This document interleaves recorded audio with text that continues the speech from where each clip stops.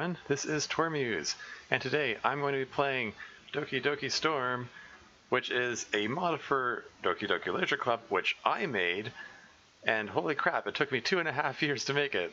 I wasn't working on it the whole time, but I started writing this in February of 2018, so this has been a long time coming. And I decided I'm going to do a Let's Play of it. This got an unprecedented...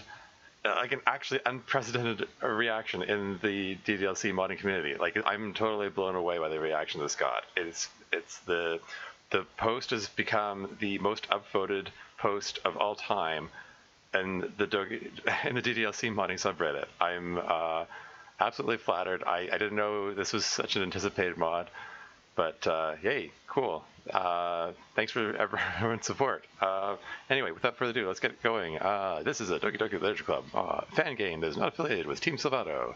It is designed to be played only after an official game has been completed. You can download Doki Doki. You can download it from here. You know, the usual disclaimers.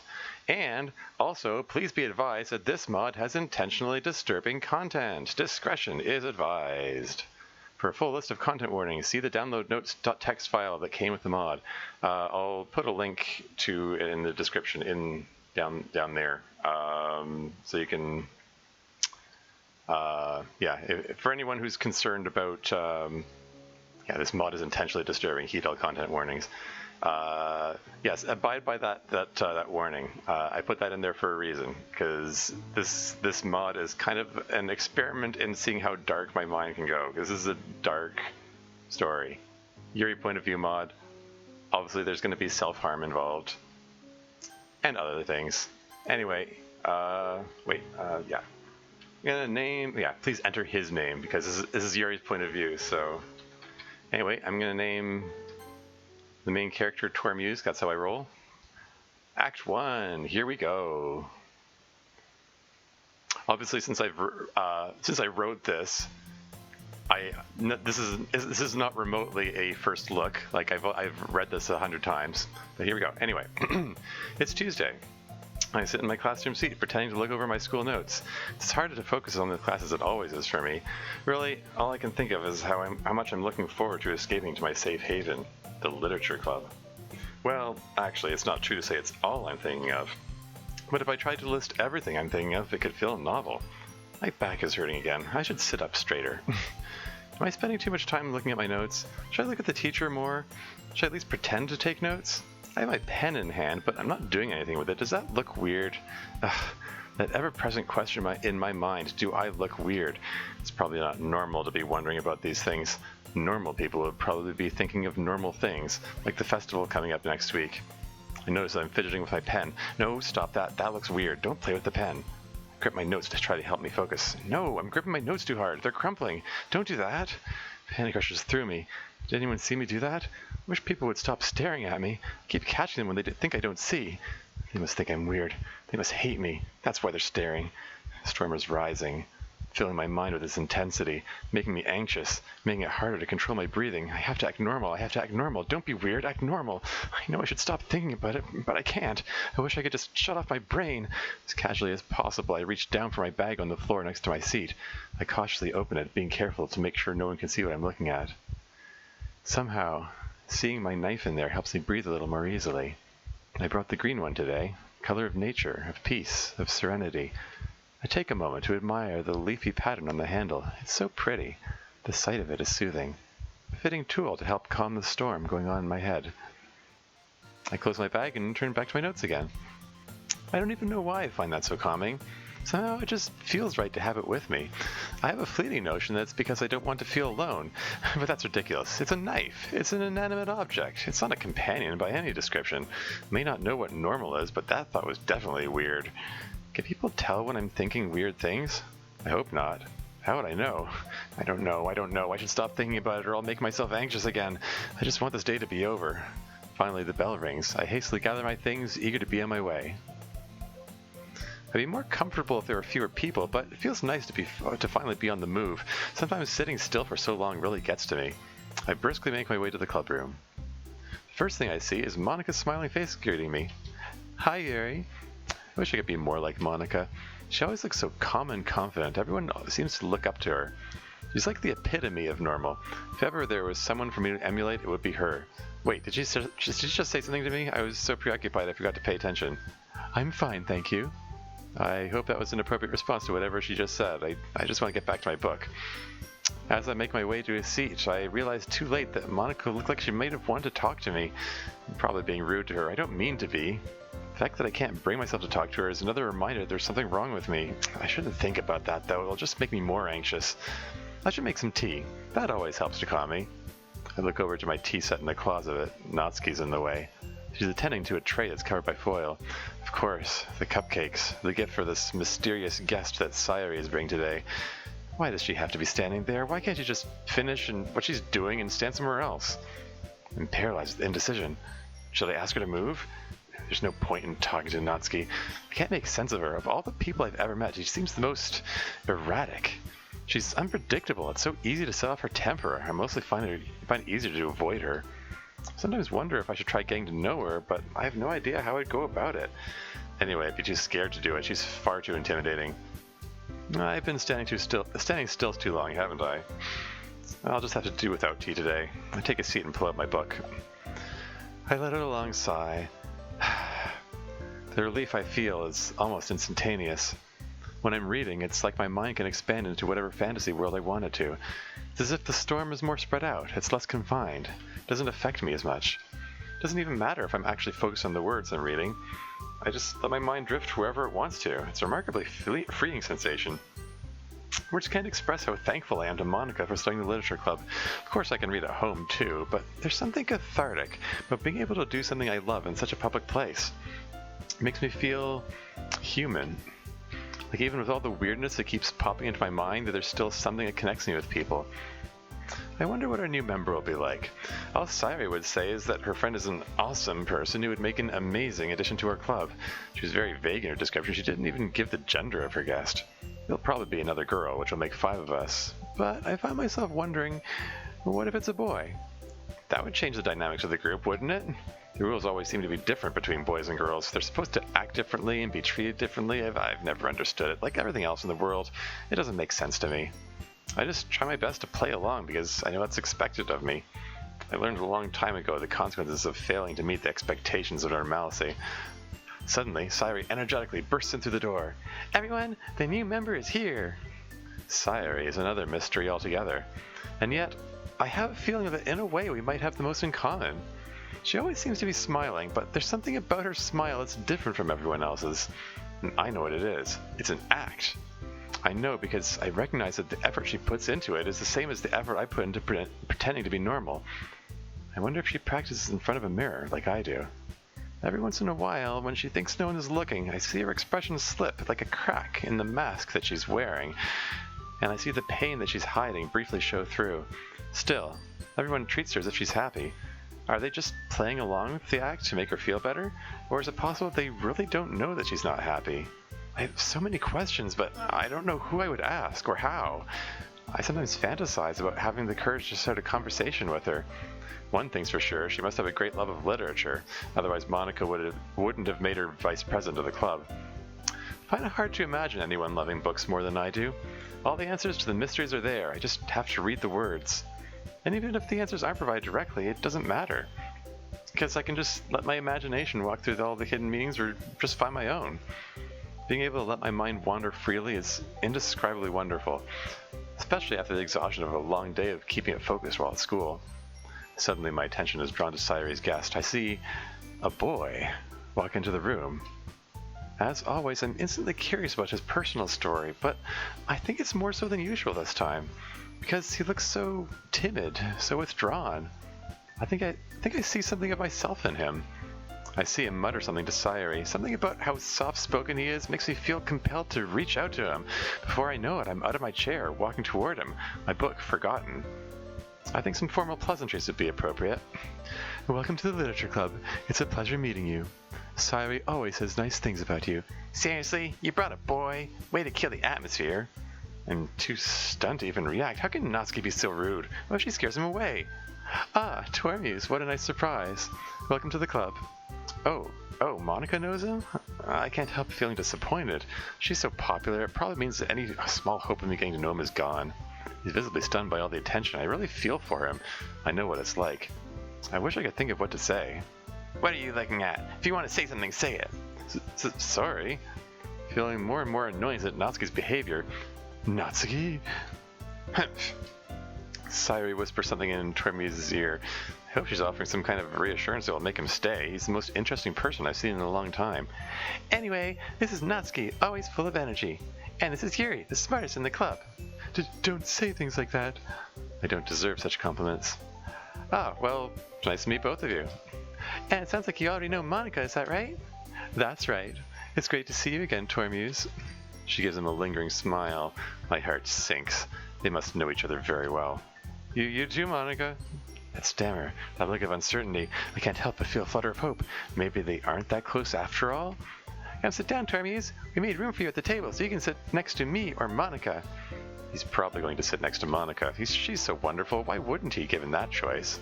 I wonder if I'll have another opportunity to talk to him. I'll get the cupcakes. Hey, I made them. I'll get them. Sorry, I got a little too excited. Then how about I make some tea as well? Oh, but I suddenly realize that this means that Natsuki and I are going to the closet at the same time. Being in such close proximity to her makes me nervous. My hands shake as I pick up the kettle while Natsuki picks up the tray with her cupcakes. Our eyes meet. Try to be nice. She gives me a sour look and then continues as if she didn't hear me.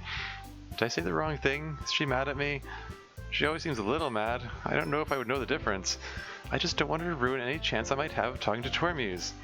I hurry out of the room to fill the kettle with water. It's pleasingly quiet out here. It crosses my mind that I would love to calm myself by holding my knife for a bit, but it's in my bag in the club room. I can't go back for it. Oh well, the tea should suffice to calm me down. As I heat up the water, I see that everyone has started eating cupcakes without me. That's fine. I didn't want one anyway. They're probably too sweet for me. I notice that Tormuse chose to sit next to Sayuri. Does this mean he doesn't like Monika after all? Thought gives me a vaguely happy feeling that makes my hands shake slightly as I pour the tea into the teacups for my set. I see that Natsuki is talking to Tormuse, but he's being very dismissive of the conversation. Good. Now's my chance to try to impress him. I march over to the tables where everyone is gathered, carrying my tea set, trying to look as confident as possible. I even start to feel a little confident. If neither Monika nor Natsuki impress Tormuse, then this could be my chance.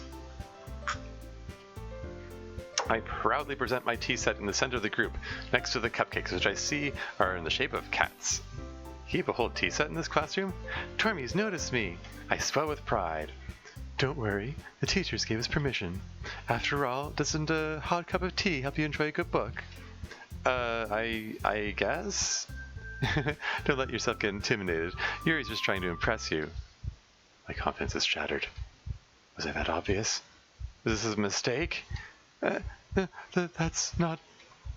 I turn away to try to hide how ashamed I feel. I find myself fidgeting with my hair. I'm sure it looks weird. Why can't I stop myself? Is Monika trying to sabotage me? She's so popular. She can have anyone she wants. Why can't she leave Tormuse for me? She always seems so sweet and kind, but now I start to wonder if she secretly hates me as much as everyone else does. Maybe I deserve it. I meant that, you know. I believe you. Well, tea and reading might not be a pastime for me, but I at least enjoy tea. He enjoys tea. I'm glad. The relief I feel threatens to overwhelm me. I have to focus to control my breathing to not show any outward sign of anything strange. Act normal, act normal, act normal. The conversation is continuing. I'm vaguely aware that Monika and Tormuse are still talking to each other, but I've stopped being able to focus on it because this is more important. I have to show Tormuse that I can be normal, that I can be worthy of his attention. Yes, I nod to myself in determination. Wait, I shouldn't be nodding, that might look weird. A wave of panic washes over me, but no one seems to have noticed. I can't let slips like that happen again. I have to act normal. What would a normal person do? I guess they would join the conversation. I suppress the urge to shudder at the thought. I don't know how to make conversation, but I have to try. Maybe I could try to find out more about him? I wonder if he likes books. Wonder if he likes knives. No, stop. Don't talk about knives. That's weird. Don't even think about them. Just books. Just talk about books. Books are normal. Books are a normal thing to talk about. Just focus on that. Right, everyone? Wait, what was that? Yeah! Are we doing something? We'll do our best. You know it. Phew, I don't think anyone noticed anything strange. There's a pause in the conversation. Now's my chance. So, Tormuse, what kinds of things... Sorry, wrong voice. So, Tormuse, what kinds of things do you like to read? Well, manga. Oh. I noticed that Natsuki suddenly looks interested. Of course, her love of manga is obvious from her collection she keeps in the clubroom closet.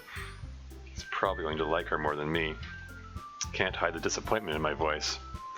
Not much of a reader, I guess. Well, that can change. Is he saying he wants to read more books? Well, of course, that's a silly question. Why else would he be in a literature club? Anyway, what about you, Yuri? Well, let's see. Such a broad question, I'm not sure where to start. I find myself idly playing with my teacup as I collect my thoughts. My favorites are usually novels that build deep and complex fantasy worlds. The level of creativity and craftsmanship behind them is amazing to me, and telling a good story in such a foreign world is equally impressive. My confidence grows the more I speak. I don't normally get to talk about how much I love books. Can't help feeling like I'm rambling a little bit, but I plow on anyway. But you know, I like a lot of things. Stories with deep psychological elements usually immerse me as well. Isn't it amazing how a writer can so deliberately take advantage of your own lack of imagination to completely throw you for a loop? Anyway, I've been reading a lot of horror lately. I read a horror book once. Yes, I feel relieved. This is going so well I can't help feeling a little giddy. Really? I wouldn't have expected that, Yuri. For someone as gentle as you? Gentle? She must really not be able to see into my head if she thinks I'm gentle. I guess you could say that. But if a story makes me think or takes me to another world, then I really can't put it down. Surreal horror is often very successful at changing the way you look at the world, if only for a brief moment. I hate horror. Oh? Why's that? Well, never mind. That's right, you usually like to write about cute things, don't you, Natsuki? And just like that, the conversation is pulled away from me. I hate this. It always happens when I'm in a group. The conversation moves too fast for me to keep up. Anytime I think of something to say, I take so long to collect my thoughts about how to say it that the conversation moves past it and the moment is lost. There's so much inside my head that I want to get out, that I want to express, but all I can do is just sit here. It's frustrating. How do normal people do it?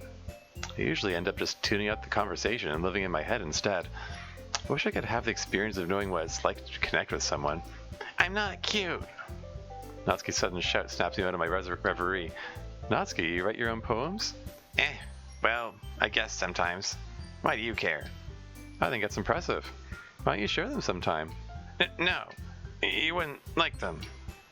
Not a very confident writer yet. I sigh inwardly. Natsuki is continuing to be rude to Tormuse, but maybe this is my opportunity to join back in with the discussion. I understand how Natsuki feels. Sharing that level of writing takes more than just confidence.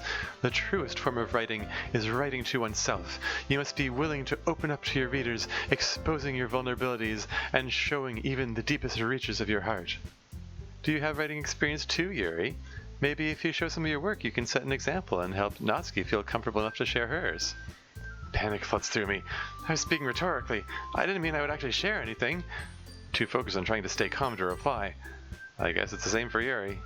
I wanted to read everyone's poems. It's true that I sometimes write my thoughts down, but it's only for my own benefit. It helps me to understand the inner workings of my own mind, particularly when the storm strikes, which it typically does when I'm in stressful situations, or just trying to navigate social gatherings. The storm is nebulous, tempestuous, rarely in control. Capturing it on paper goes a long way toward calming it, but sharing it? I shudder at the thought. What would people think if I showed them what I wrote about my urges, or anything else I've written for that matter? I don't want anyone to know how weird the inside of my head is. Okay, I have an idea, everyone. Let's all go home and write a poem of our own. Then next time we meet, we'll all share them with each other. That way, everyone is even. I don't think that makes things any easier. Yeah, let's do it. Plus, now that we have a new member, I think it will help us all get a little more comfortable with each other and strengthen the bond at the club. Isn't that right, Tormuse? Hold on, there's still one problem. What's that? I never said I would join this club. Sorry, might have convinced me to stop by, but I never made any decision. By the way, I just noticed that my webcam image is obscuring Monica's face. I wonder if I can relocate. I don't know if that's any better. You know what? Whatever. I'll just put it back. Is it better? Is it better in the corner? In like the lower corner? That might be better. And that way I'm not obscuring any faces. I don't know. Leave a comment, let me know. Anyway, moving on. I still have other clubs to look at, and in an instant, all of that expectation and hope that had been building up inside me is suddenly crushed. The sense of loss might have brought me to tears if I wasn't so used to it. But, I'm sorry, I thought we could get to know each other, but I could never say that out loud. Tormuse? You all... Tormuse is visibly troubled. I can see that he's deep in thought. I ache with wonder all over again about what thoughts might be going on in his head. Right. Okay, I've decided then. I'll join the literature club. The confusion of jumbled emotions inside me is indescribable. What's happening? You really did scare me for a moment. I spoke without thinking. It might not be normal to feel scared in a situation like this, but fortunately no one else notices because Sayuri has just wrapped her arms around Tormuse and is jumping up and down. I love that little animation there. It cracks me up every time. Yes, I'm so happy! Hey! Tormuse is clearly not enjoying this. A strange thought crosses my mind. It would bother me more if he did enjoy it. Why do I feel that way? Why do I feel good about the fact that he's uncomfortable with Sayuri's contact? Does it make me a bad person that I want him to feel bad? I'm overtaken by guilt. What's wrong with me? Surely if I want some kind of connection with him, I should want him to feel good, right?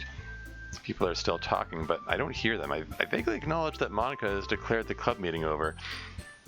I try to occupy myself with putting my tea set away, but the guilt keeps rolling around inside me. I slowly walk home, lost in thought. Incidentally, I hope you like this song because you're going to hear a lot of it in this mod. I happen to be really fond of Moonlight Sonata. That's why I chose it as Yuri's theme song. Okay, moving on. Well, I will just have to do something nice for Tormuse to make up for those hurtful thoughts I had. But what? My mind goes into overdrive, poring over every detail I can recall about today. I realize that I really didn't learn much about him. There was only one moment where I talked to him for any length of time. I read a horror book once. That's what he said. Gives me an idea. I change direction and start walking toward the bookstore. Sound like he doesn't read much, so I don't know how much he would appreciate a book as a present, but he also said, well, that can change, so maybe it'll be okay. And he sounded like he was okay with that horror book, right? In fact, now that I think about it, that was the only thing he responded to when I was talking to him. Yes, the more I think about it, the more I realize that a horror book will be the perfect gift for him. It's either that or buying a manga, and I have no idea what I would get him in that case. So an idea strikes me.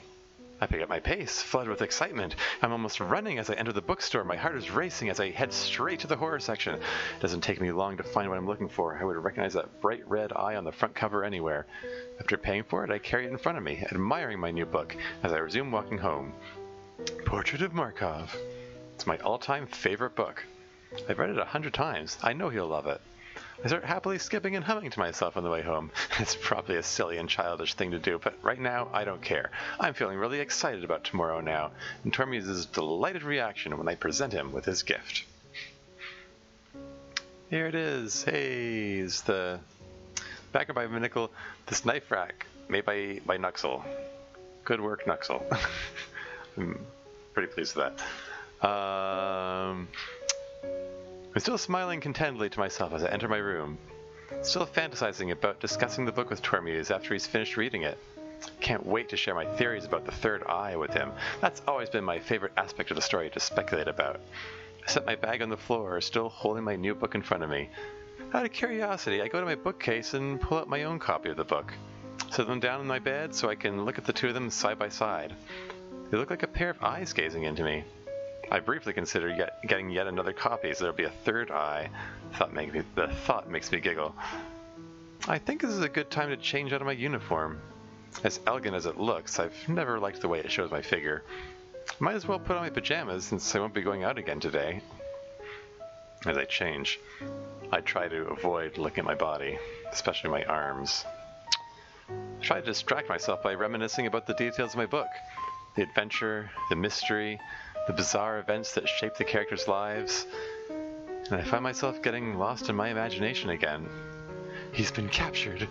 His only hope is if I can sneak into the facility and free him. I tiptoe around my room, imagining that I'm in the human experiment prison. There he is, tied to the bed. I duck down next to my bookcase. I'll have to choose my moment carefully when they're distracted. I imagine the scientists leaving the room. Now's my chance. I tiptoe up to my bed, and then I say, Tormuse, it's me, Yuri. I'm here to rescue you.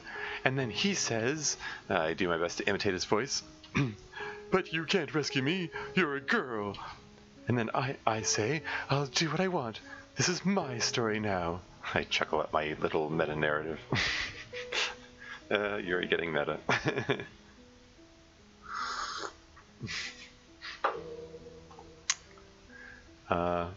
Besides, you don't want to know what they're going to do to you when they get back. And he says, but how am I going to get out? That's me imitating Yuri, imitating MC. Meta! Anyway. And I say, don't worry. I pull my green knife out of my bag. I'll cut you loose. I pretend to cut the restraints binding Tormuse. Now come with me. I'll get you out of here. I pretend to sneak out of the facility again, and the two of us escape to safety together.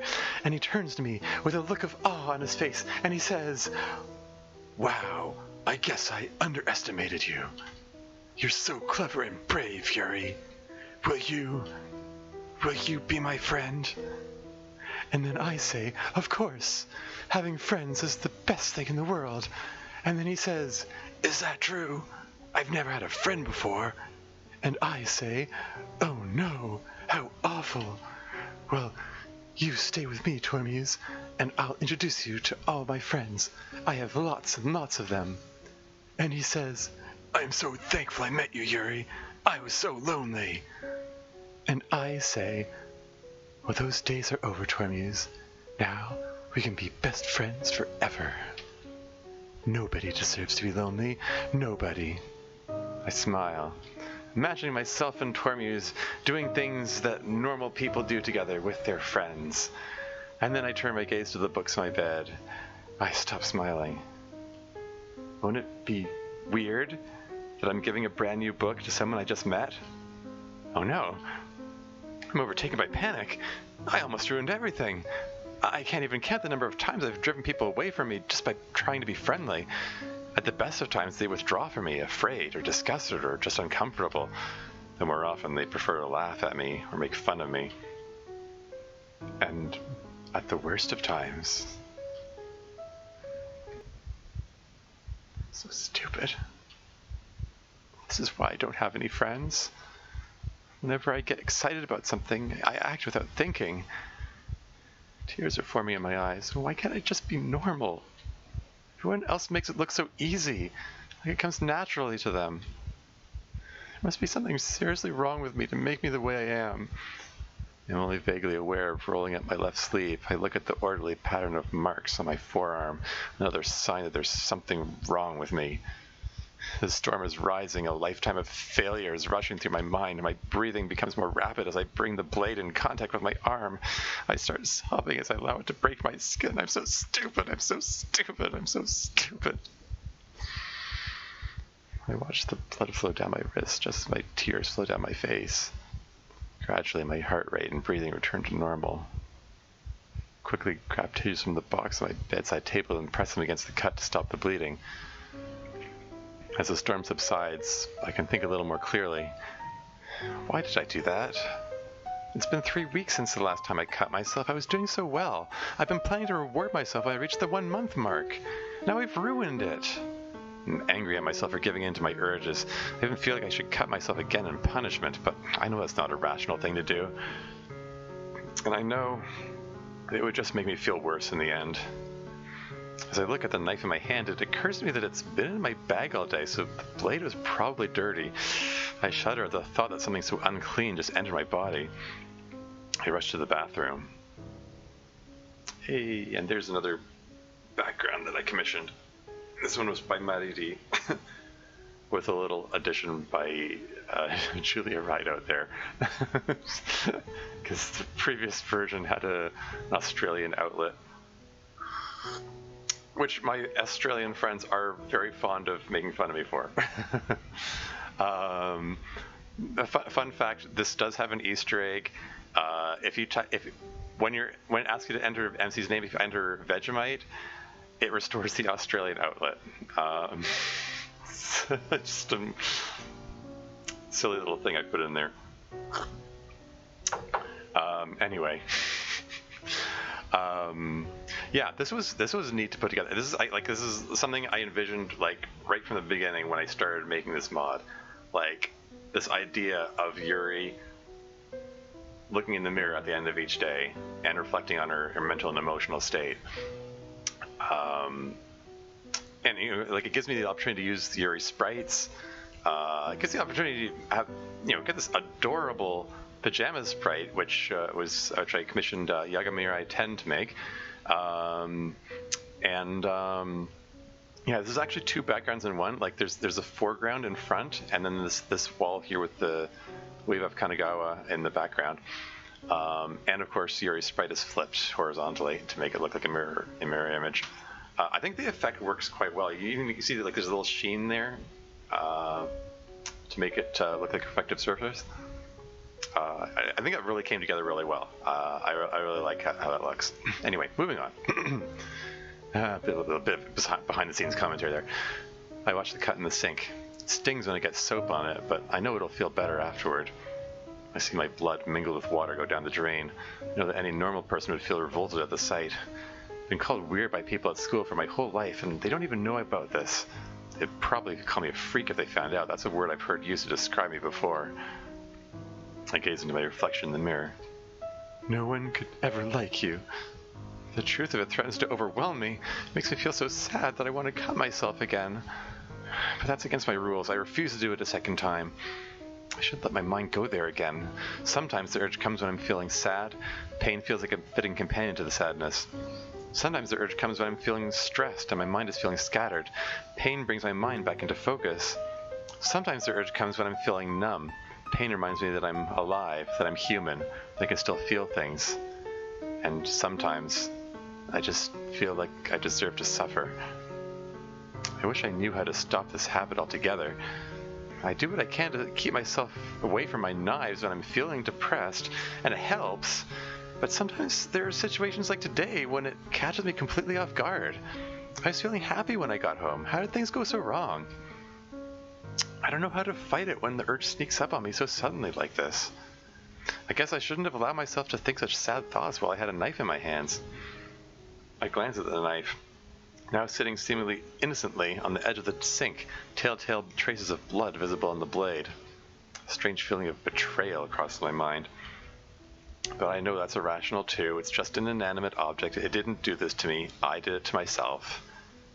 Why do I keep thinking of my knives as if they're people? I tried to put it from my mind as I carefully washed the knife off. I wish I could control my impulses better. I wish this was a problem that I could apply my intellect to solve rationally and reasonably and come to a definitive solution. But this feeling is so irrational, it can't be reasoned with, it can't be figured out. And after I do it once, it's so easy to spiral out of control and keep doing it. Even now, the sight of the cut is making me feel agitated. But I know I feel better once I put a bandage on it. I come back into my room and take a bandage out of the box of them that's in my bag. I always have bandages with me just in case one of my cuts starts bleeding again while I'm at school. With the cut bandaged and my sleeves hiding my arms from view, I actually do feel a little better.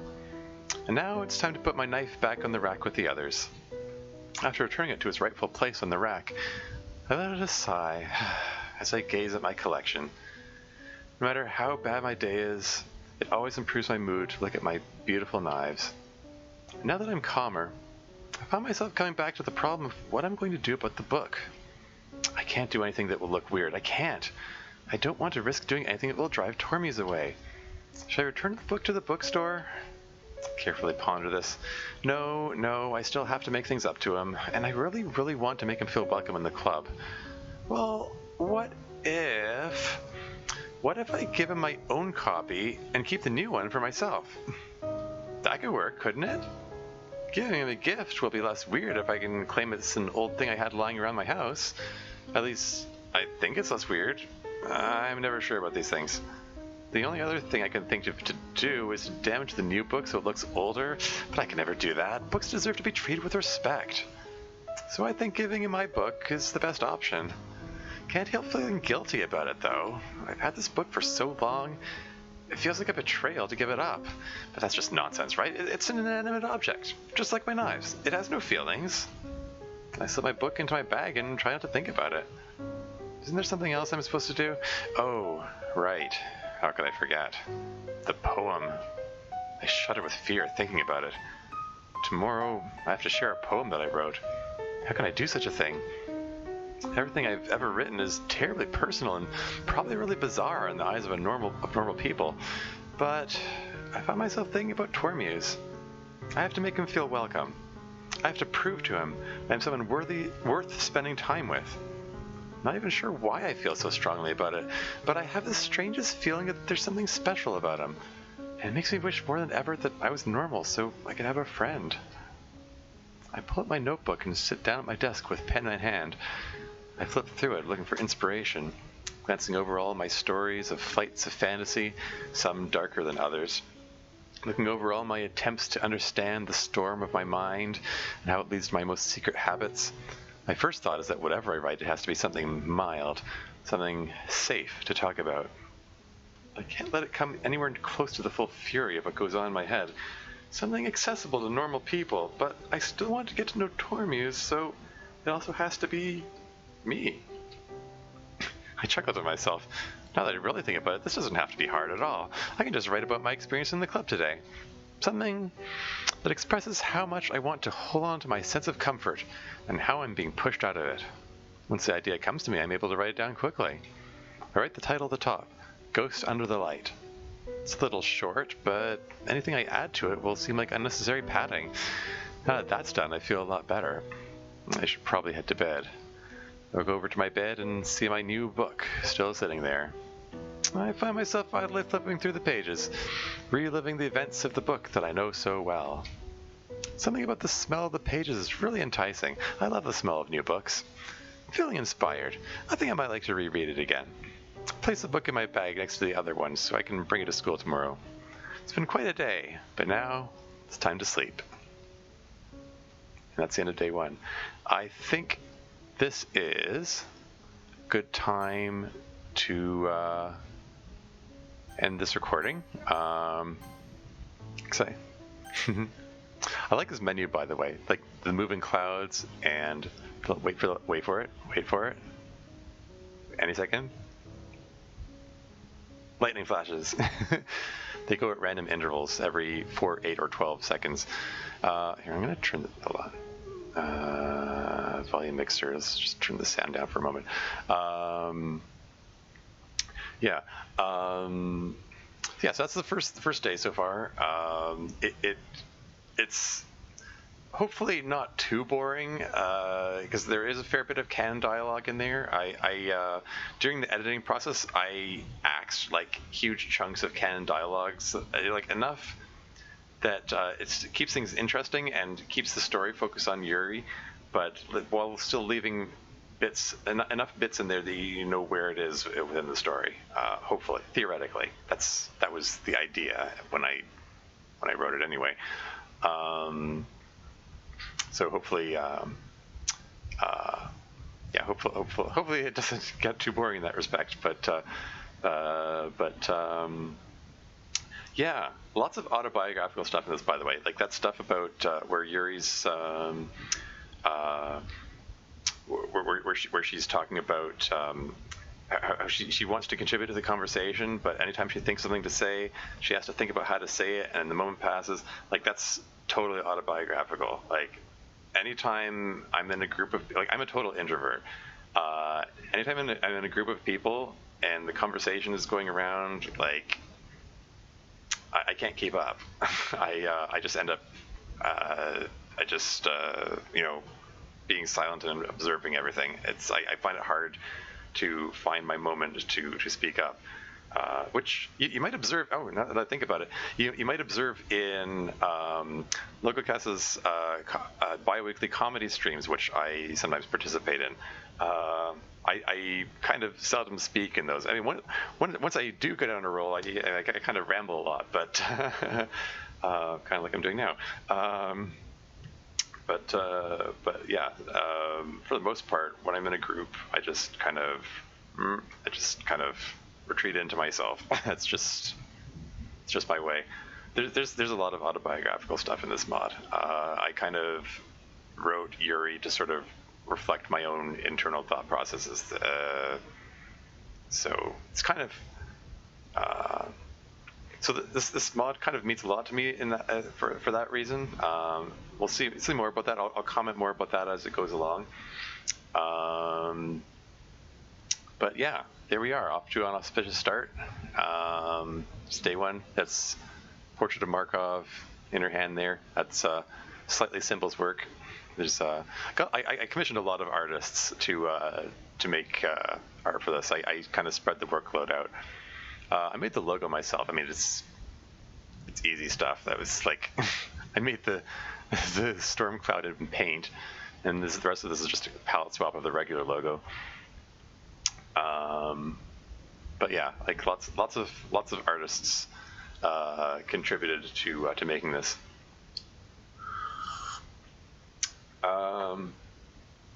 Yeah. So yeah, there's gonna be a lot of emotional moments in this. Let's see if I can get through it without crying. I doubt it. We'll see. But for now, yeah, this is a good note to end on. Yeah, feel free to comment if you think I should change anything. Like, is this webcam position good? Oh, hold on. Oh, I have to face the other way.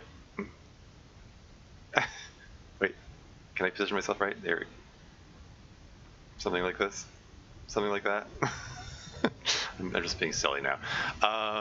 Is that webcam position all right? Are the volume levels all right? Let me know what you think. But for now, I'm going to say until next time.